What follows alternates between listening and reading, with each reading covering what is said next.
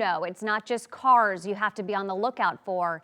It's people walking and on bikes. It's a recipe for disaster. Now FDOT is stepping in, installing several pedestrian hybrid beacons along Palm Beach Boulevard. Wink News reporter Summer Senni shows us how they'll make the roads safer.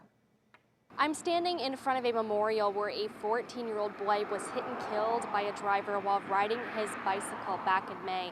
Take a look at this memorial here behind me. You can just see that pinwheel down at the bottom spinning beautiful colors. There is a bike that represents the bike that the boy was riding, as well as some white, purple, and yellow flowers. I was here the day that this crash happened, and it was just awful to see the family realize and go through those emotions of grief, knowing that their son was not going to be coming home with them. Police say the boy was not using a crosswalk while he was riding across the street. The hope is that the new pedestrian hybrid beacons will help people cross the street safely and make drivers more aware of their surroundings. This is video of the Wink News drone showing an example of what the pedestrian beacons look like. These lights are a different type of traffic signal at the crosswalks, with 2 red lights on top and a yellow light underneath. The lights will stay dark or off when they're not being used, so drivers can go through the area without stopping. Here's how it works. When someone pushes the crosswalk button to cross the street, the hybrid beacon starts flashing yellow and then turns to a solid yellow, so drivers know to slow down. Once the light turns a solid red, drivers must stop, just like at a traditional stoplight, and people can safely cross the street. When the light starts flashing red,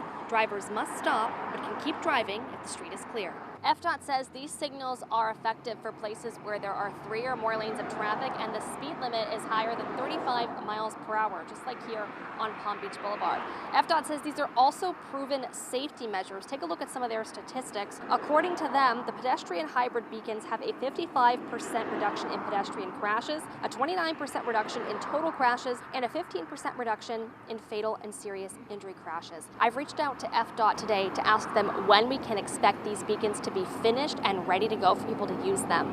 It's also important to know that Palm Beach Boulevard is an area where some people do not use the crosswalks that are already here, so it'll be interesting to see once these beacons are installed and finished if people will use them and if it helps with the visibility for both drivers and pedestrians. In Fort Myers, Summer Senni, Wink News.